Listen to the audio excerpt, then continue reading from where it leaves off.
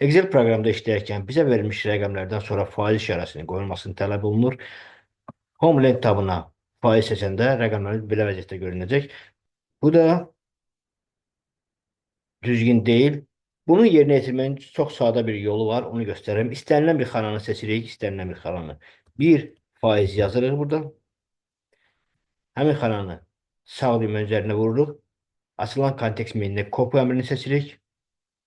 Və yaxud klaviaturada olan Ctrl və C düymələrini vururuq. Sonra bu rəqəmləri seçirik.